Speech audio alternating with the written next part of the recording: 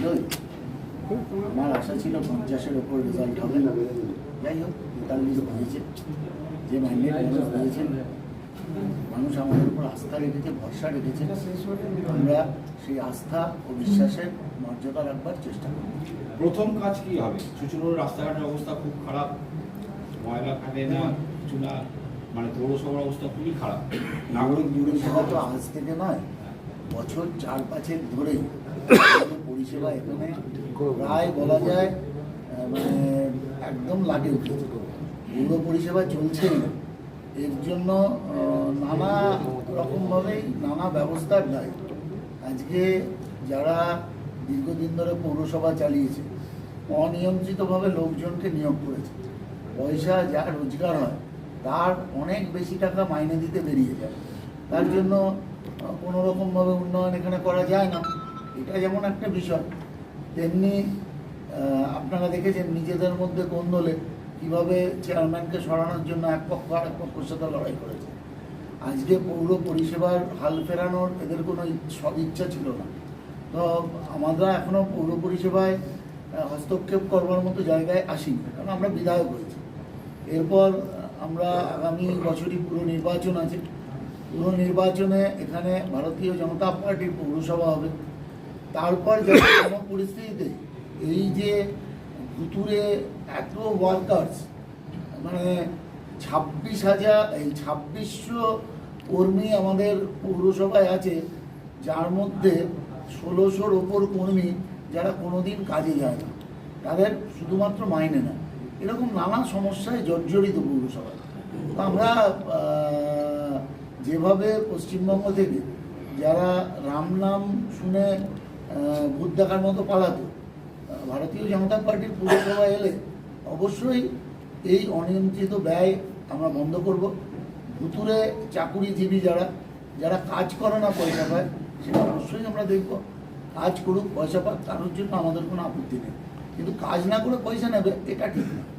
দাদা, চুচুড়া সদর হাসপাতাল সব থেকে বড় জায়গা, সেখানে 3টে বিভাগ, এখনো পর্যন্ত সেটা হয়নি, কার্ডিও, নেফ্রো এবং নিউরো। সেটা নিয়ে একাধিকবার অনেক মানুষ মৃত্যুর সঙ্গে পাঞ্জা লড়ে, সেটা নিয়ে কি ভাবনা চিন্তা করবেন? দেখুন, আমাদের দীর্ঘদিনের দাবি ছিল। আমি যখন এই জেলার যুব সংগঠনের সভাপতি ছিলাম, তখন আমরা দীর্ঘ আন্দোলন করেছি চুচুড়ার হসপিটালকে মেডিকেল কলেজে রূপান্তরিত করার জন্য। ব্যবস্থা অনেক কিছু আছে, বলছে জায়গা নেই, জায়গাও আছে, এটা হওয়া সম্ভব, কিন্তু সদিচ্ছা ছিল না সরকারের। আরও আশ্চর্যের বিষয়, করোনার সময় একটা অক্সিজেন প্ল্যান্ট লাগানো হয়েছে, সেটি এখন পর্যন্ত চালু হয়নি, 4-5 বছর হয়ে গেল। কদিন আগে আপনারা দেখেছেন জলের সমস্যা। এই সরকারের যারা পরিচালনা ব্যবস্থায় আছে, তাদের বোধ বুদ্ধির অনেক অভাব আছে।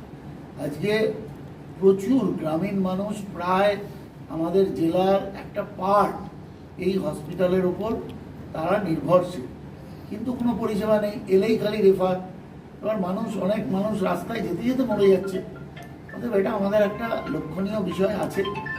অবশ্যই আমার মানে প্রথম চেষ্টাই থাকবে যাতে এখানে ঠিকঠাক পরিষেবা হয়, যাতে একটা আপনারা জানেন যে ওষুধের একটা দোকান আছে, বলছে স্বল্প মূল্যে ওষুধ, সেখানে অধিকাংশ গুরুত্বপূর্ণ ওষুধই পাওয়া যায়। আপনি যাবেন, ওখান থেকে বলবে সেটা নেই, আবার পাশের দোকান দেখিয়ে দেবে যেখান থেকে আপনাকে বেশি পয়সায় কিনতে হবে। তা এই ধরনের নাটকবাজির কোনো প্রয়োজন নেই। দাবা ইন্ডিয়া থেকে শুরু করে প্রচুর এখন জেনারিক ওষুধের দোকান হয়েছে, কিন্তু ডাক্তারদের কিছুটা সদিচ্ছার অভাব আছে, সেটা প্রশাসনিক ব্যর্থতা। আমার মনে হয় আমাদের আদরণীয় প্রধানমন্ত্রী জনঔষধি যেভাবে পপুলার করেছেন, আজকে মোটামুটি সমস্ত মানুষই জনঔষধির সম্পর্কে ওয়াকিবহাল হয়েছে। আগামী দিন যাতে এর সম্পূর্ণ সদ উপযোগ করা যায়, আমরা অবশ্যই চেষ্টা করব। ব্যান্ডেল উড়ালপুর সব থেকে বড় চিন্তা, অনেক দিন ধরে অনেক সাংসদ বিধায়ক আশ্বস্ত করলেও ব্যান্ডেল উড়ালপুর এখনো পর্যন্ত সেই জায়গায় পৌঁছায়নি। এবার কি চিন্তা ভাবনা? দেখুন, এর টেকনিক্যাল ফিজিবিলিটি আমায় দেখতে হবে। আমি সিভিলের লোক, আমি জানি টেকনিক্যাল ফিজিবিলিটি না থাকলে এটা করা সম্ভব হবে না। কী টেকনিক্যাল ফিজিবিলিটি আছে এটা দেখতে হবে। কেন হচ্ছে না তার বিষয়বস্তুটা আমার ঠিক জানা নেই। আমাকে সেই বিষয়ে খোঁজখবর নিয়ে, দেখুন উড়ালপুল যে শুধু ওইখান থেকেই হতে পারে এরকম নয়, ওই জায়গা থেকে খানিকটা ঘুরিয়েও উড়ালপুল হতে পারে। আমরা চন্দনবাড়ি দেখেছি, হয়েছে। তো এটা একটা বিরাট সমস্যা, ওখান থেকে উড়ালপুল প্রয়োজন আছে, কেন বর্ষার সময় মানুষকে প্রায় সাঁতার কেটে এ পাশে আসতে হয়। তো এই সমস্যা দীর্ঘদিন ধরে আমরাও ফেস করেছি, আমি এই এলাকার ছেলে, আমাকেও এটা ফেস করতে হয়। অতএব এটা নিয়ে তো মাথায় আছে, জানি সমস্যাটা কি, সমাধান করার চেষ্টা করব, কিন্তু বিষয়টা আমায় জানতে হবে এবং সেটা করবার কি উপায় আছে এটা বুঝে অবশ্যই হবে। সময় 5 বছর, একদিনে সব কিছু হবে না, আস্তে আস্তে যা যা প্রাইম সমস্যা আছে চেষ্টা করবো সবকটাই এটা সমাধান। নিয়ে কি রেলের সাথে আলোচনা করবেন? কারণ জায়গাটা রেলে এখন তো প্রথম তো আমি আমাদের এই সাংগঠনিক জেলার সভাপতিকে অনেক অনেক অভিনন্দন, শুভেচ্ছা যে 21-এ ওই ফলের পরে আজকে সাংগঠনিক জেলায় 6-1 আর পুরো হুগলি জেলাতে 18-16 হয়েছে। এই যে সুনামি, এই সুনামিতে গত 15 বছরের যে অপশাসন, জঙ্গলরাজ, সিন্ডিকেট রাজ, তাকে ছুঁড়ে ফেলে দেওয়া হয়েছে, ঘুরিয়ে দিয়েছে। মানুষের ভাবাবেগ, মানুষের দীর্ঘদিন ধরে যে অত্যাচার মানুষের উপর হয়েছে, সেটা মানুষ চুপচাপ এর আমি বলবো ক্রান্তি, এবং বহুজন বলছে যে এক দ্বিতীয় স্বাধীনতা, এরকম ভাবনা পুরো পশ্চিমবাংলায় চলছে, আর সেটাই সবার মধ্যে দিয়ে ফুটে এসছে। চন্দননগর হচ্ছে হুগলি জেলার মধ্যে সাংস্কৃতিক পীঠস্থান বলা যেতে পারে, সেখানে আপনার কী কী পরিকল্পনা আছে সংস্কৃতি? আমরা আমাদের যখন নির্বাচনের আগে আমরা ম্যানিফেস্টো ডিক্লেয়ার করেছিলাম, তাতে লিখিতভাবে দিয়েছি যে চন্দননগরের প্রথম বিষয় হচ্ছে যে চন্দননগর একটা শিক্ষিত মানুষের শহর, অনেক বেশি শিক্ষিতদের হার আছে, এবং চন্দননগর সংস্কৃতিবান মানুষেরও শহর। কিন্তু চন্দননগর এত পুরনো শহর হওয়ার পরেও দীর্ঘদিন ধরে চন্দননগরটাকে পলিটিসাইজ করে করে করে করে চন্দননগরের যে আত্মা জগদ্ধাত্রী পুজো, সেটাকেও পলিটিসাইজ করে ফেলা হয়েছে। আমরা সবাই এখানে যারা বসে আছি, আমি, গৌতম দা, সুবীর দা, এরা বিশেষভাবে এরা সবাই, আমিও ছোটোবেলায় এখানে বহুবার জগদ্ধাত্রী পুজো আমার সবাই বাবা মার হাত ধরেই হাঁটতাম, এবং জগদ্ধাত্রী পুজোকে যেভাবে কার্নিভাল করার চিন্তাভাবনা করা হয়েছিল, এটাই আমাদের একটা বড় বিষয় ছিল এবার নির্বাচনে, যে আমরা জগদ্ধাত্রী পুজোর এই কার্নিভাল আমরা করবো না। আমরা জগদ্ধাত্রী পুজোর যে শোভাযাত্রা, সেটাতে আমরা করবো, জগদ্ধাত্রীর মূল যে শোভাযাত্রা সেটাতে আমরা ফোকাস।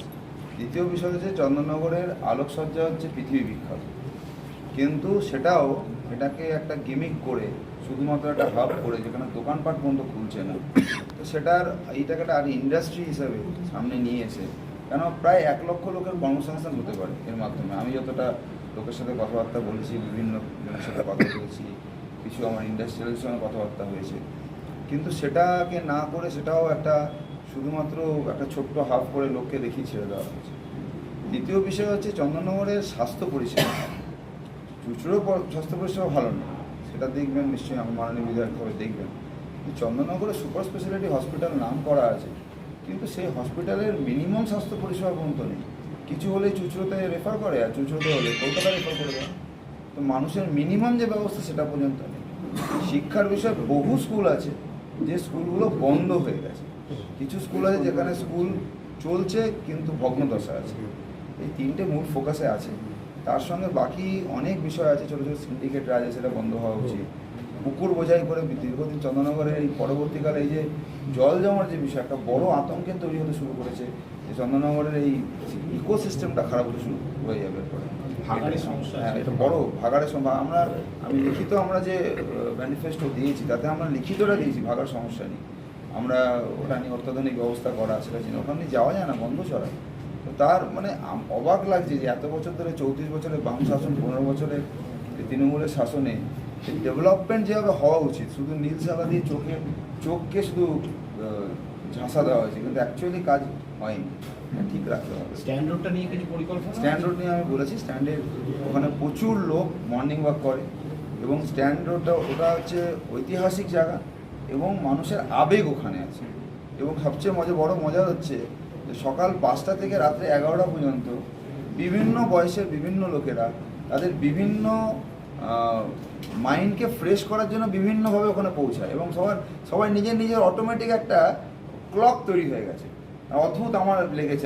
আমি এতবার স্ট্যান্ডে গেছি, কিন্তু নির্বাচনের সময় ওতে আরও বেশি আমার মনে হলো যেটা সুন্দর ক্লক তৈরি হয়ে গেছে, এই সময় বয়স্করা যাবে, এই সময় চাকুরিজীবীরা যাচ্ছে, এই সময় ব্যায়াম করা লোকেরা যাচ্ছে, একটা সময় যুবকরা যাবে, মানে অদ্ভুত আছে, কলেজ বয়সরা এই সময় যাবে, এই সময় হাজব্যান্ড ওয়াইফরা যাবে, মানে অদ্ভুতভাবে একটা সিস্টেম তৈরি হয়ে গেছে ওখানে। কিন্তু এই পরিবেশটাকেও অনেকটা খারাপ হয়ে যাচ্ছিল পলিটিক্যাল হওয়ার জন্য, সেটাও ফিরিয়ে আনতে হবে। এবং তার আরও যে স্ট্যান্ডের যে রাস্তা, ওই রোডটাও আমাকে মর্নিং ওয়াক আসা সবাই কমপ্লেন করেছে যে খুব খারাপ অবস্থা আছে, বহুজনের অ্যাক্সিডেন্ট হয়ে যায় হাঁটতে গিয়ে, সেটাও ভাবতে হবে। ওখানে জেটিটার অবস্থা খারাপ, মানে বলার শেষ নেই, প্রচুর কাজ করতে হবে, আমাদের দম ফেলার সময় নেই। চন্দননগরে একটা সমস্যা হচ্ছে, সমস্যা না ঠিক দেখেছেন কিনা জানি না, কম খরচে বিশ্বমানের আধুনিক চিকিৎসার হুগলির মিডল্যান্ড নার্সিংহোমে বাংলার বিশিষ্ট চিকিৎসকরা এই নার্সিংহোমে রোগীদের চিকিৎসা করেন। জটিল রোগের চিকিৎসার জন্য রোগীদের আর দক্ষিণ ভারত যাওয়ার দরকার নেই। হুগলির মিডল্যান্ড নার্সিংহোমে পাওয়া যাবে বিশ্বমানের আধুনিক চিকিৎসা পরিষেবা। এখানে প্রসূতি, মা ও সদ্যজাত শিশুদের বিশ্বমানের আধুনিক চিকিৎসা পদ্ধতিতে চিকিৎসা করে থাকেন গাইনো ও শিশু চিকিৎসকরা। দুপুর 12টা হোক বা রাত্রির 12টা, রোগীদের জন্য 24 ঘন্টা চিকিৎসা পরিষেবা বজায় রেখেছে হুগলির মিডল্যান্ড নার্সিংহোম। আমি ডক্টর মানস ঘোষ, আমি মিডল্যান্ড নার্সিংহোমের মেডিকেল ডিরেক্টর। বিশেষত্ব বলতে যেটা আপনি বললেন, একটা হচ্ছে এনআইসিইউ, নিউনেটাল কেয়ার ইউনিট। আমি বলতে পারি এটা আমাদের আশেপাশে হুগলি জেলায় নেই। নিউনেটাল মানে হচ্ছে যেটা বাচ্চা জন্মের পরেই প্রথম 28 দিনকে আমরা নিউনেট বলি, প্রথম ফার্স্ট 4 উইকস। তো এই সময়ে বাচ্চাদের সমস্ত রকমের চিকিৎসায় বলুন, বা তাদের দেহের গঠন বলুন, বা তাদের রোগগুলোই বলুন, সেগুলো সবগুলো অন্যান্য বাচ্চা, মানে তার থেকে বড় বাচ্চার থেকে কিন্তু অনেকটাই আলাদা। এবং এই ক্ষেত্রে বাচ্চারা খুব সেনসিটিভ হয়, বাচ্চাদের রোগ প্রতিরোধ ক্ষমতাও অনেক সময় কম থাকে, এবং এগুলোর জন্য স্পেশাল কেয়ার লাগে নিউনেট, এবং তাদের পুরো চিকিৎসা পার্টটা একটা আলাদাভাবে তৈরি হয় প্রথম 28 দিনের জন্য। আমরা এখানে চুঁচুড়া, বিশেষ করে চুঁচুড়া এবং হুগলিবাসীর জন্য এই জিনিসটা আমরা আনতে পেরেছি, যেখানে আমাদের বাচ্চাদের এই নিউনেটদের ক্রিটিক্যাল, মানে খুব খারাপভাবে যে নিউনেটগুলো জন্মেছে, বা যারা জন্মের পরে যারা হাঁপাচ্ছে, বা যারা মেকোনিয়াম খেয়ে ফেলেছেন, বা যাদের কোনো জন্মের পরে কোনো রকমের শ্বাসকষ্ট বলুন, বা কোনো রকমের অসুবিধে হয়েছে, বা জন্ডিস ধরা পড়েছে, বা অন্য কোনো কমপ্লিকেশান হয়েছে, সেই ধরনের বাচ্চাদের চিকিৎসা করার জন্য উপযুক্ত ব্যবস্থা আমরা এখানে করতে পেরেছি। তার ভিতরে আমরা বলতে পারি আমাদের এখানে ওয়ার্মার আছে সাফিসিয়েন্ট, আমাদের এখানে 6টা বেডের জন্য ওয়ার্মার আছে, এবং আমাদের এখানে ফটোথেরাপি, মানে বাইলেয়ার ডবল সারফেস ফটোথেরাপি আছে যাদের কনজেনিটাল বা যাদের জন্ডিস ধরা পড়েছে তাদের জন্যে। এবং বাচ্চাদের ভেন্টিলেটার আছে আমাদের একদম নিওনেটদের জন্য, এই ভেন্টিলেটার সাধারণভাবে সব জায়গায় পাবেন না। এবং বাচ্চাদের বাবেল সিপ্যাপ, যেটা একটা স্পেশালাইজ মেশিন, বাচ্চাদের যেহেতু ভেন্টিলেটার খুব বেশি লাগে না, কিন্তু বাবেল সিপ্যাপ বলে একটা জিনিস খুব বেশি লাগে, তাদের অক্সিজেনের পরিমাণ কমে গেলে, তাদের শ্বাসকষ্ট হলে, সেটাও আমাদের এখানে আছে। এবং আমি কিছুদিন আগে আমাদের একটি বাচ্চা এখানে ভর্তি হয়েছিলেন, যার শ্বাসকষ্ট হতে শুরু করেছিল জন্মের 6 ঘন্টা পর থেকে, এবং সুন্দরভাবে তাকে আমরা এখানে চিকিৎসা দিয়েছি। আমাদের এখানে দুজন খুব ইয়ং মানে এনথুজিয়াস্টিক পেডিয়াট্রিশিয়ান আছেন, ডক্টর মৈত্র এবং ডক্টর ঘোষ। তো তাদের দুজনের আন্ডারেই বাচ্চা ভর্তি ছিলেন। অন্য পেডিয়াট্রিশিয়ানরাও আসেন, বাট এনারা আমাদের এখানে সবসময়ই থাকেন, মোটামুটি একটা স্তম্ভের মতো আমাদের নিউনেটাল কেয়ার ইউনিটের জন্য। এবং বাচ্চাটি এই মুহূর্তে খুবই ভালো আছে, তাকে আমরা ডিসচার্জ করেছি। এটা কি প্রিম্যাচিওর বেবিদের ক্ষেত্রে এটা বেশি প্রয়োজন হয়? ভীষণভাবে প্রিম্যাচিওর বেবি, যারা একটু আগে জন্মেছেন, বা যাদের ওয়েট কম হয়েছে, এবং অনেক সময় মায়ের বা ওয়েট অনেক সময় বেশি ওয়েট হলেও যে সেটা ভালো সেরকম নাও হতে পারে, যেমন ডায়াবেটিসের ক্ষেত্রে হতে পারে। তো অনেক সময় বাচ্চাদের বারবার জন্মানোর পর সুগার ফল করছে, এটাও আমরা দেখি। অনেকগুলো কারণেই, যেগুলো জন্মের পরেই যে সমস্ত সমস্যাগুলো হয়, সেগুলোর জন্য এরকম স্পেশালাইজ ইউনিট দরকার হয়, নিউনেটাল কেয়ার ইউনিট, এবং সেটা আমরা এখানে করতে পেরেছি। প্রথম কথা হচ্ছে জীবনের দাম সব থেকে বেশি, ঠিক আছে। এবং যে মা 10 মাস তার বাচ্চাটাকে গর্ভে ধারণ করেছেন, তার জন্য সারা পৃথিবীর সব থেকে মূল্যবান জিনিস, বা সেই বাবাটির জন্য কিন্তু সেই শিশুটি। রিগার্ডিং কস্ট যদি বলেন, আমরা এমনিতে একটা মফস্বল এলাকাতে থাকি, এবং আমাদের পুরো নার্সিংহোমটাই মফস্বল এলাকাতে। আমরা সেটার কথা মাথায় রেখেই আমাদের যে সমস্ত কস্টগুলো রেখেছি। এবং এই যেটা বললাম কয়েকদিন আগেই আমাদের একটি বাচ্চা যাকে হঠাৎ করে শিফট করতে হয়েছিল নিকটে, সে চিকিৎসা পেয়ে গেল। তার বাবা মা দুজনেই খুব স্যাটিসফাইড। আমাদের সেটা আমাদের যে ফেসবুক আছে, পেজ আছে, সেখানে আপনারা তাদের কথা শুনলে বুঝতে পারবেন। এবং কস্ট মানে যথেষ্ট রিজনেবল। আমি একেবারে কম বেশি এরকম বলবো না, আমি বলবো রিজনেবল। আমাদের মফস্বলের জন্য যেটা হওয়া উচিত সেই রকমই করা আছে। হুগলির কোদালিয়া জাতীয় যুব কম্পিউটার সাক্ষরতা মিশন স্কুল পড়ুয়াদের পাশাপাশি তরুণ প্রজন্মের কাজে স্বনির্ভর হওয়ার জন্য বিশ্বমানের কম্পিউটার প্রশিক্ষণ কেন্দ্র। এখানে ক্লাস 3 থেকে ইঞ্জিনিয়ারিংয়ের কম্পিউটার কোর্স পর্যন্ত প্রশিক্ষণ দেওয়া হয়। এই হুগলির কোদালিয়া জাতীয় যুব কম্পিউটার সাক্ষরতা মিশন প্রশিক্ষণ কেন্দ্র থেকে কম্পিউটারে প্রশিক্ষণ নিয়ে দেশে বিদেশে অনেক ছাত্রছাত্রী আজ প্রতিষ্ঠিত। স্বল্প ফিতে ছাত্রছাত্রীদের বিশ্বমানের কম্পিউটার প্রশিক্ষণ দিয়ে এই কেন্দ্র এক বেঞ্চি দৃষ্টান্ত সৃষ্টি করেছে। বন্ধন নিউজের ক্যামেরায় ধরা পড়ল সেই দৃশ্য। নমস্কার, জাতীয় যুব কম্পিউটার সাক্ষরতা মিশন কোদালিয়া, আমি জুনিয়র ফ্যাকাল্টি।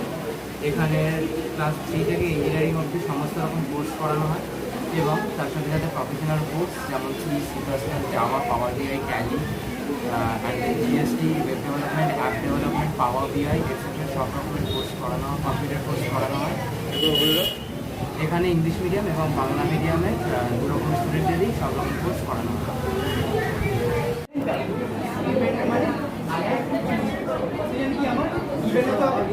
সেকেন্ড কি আমার ট্যালেন্ট গ্রুপ, রাইট?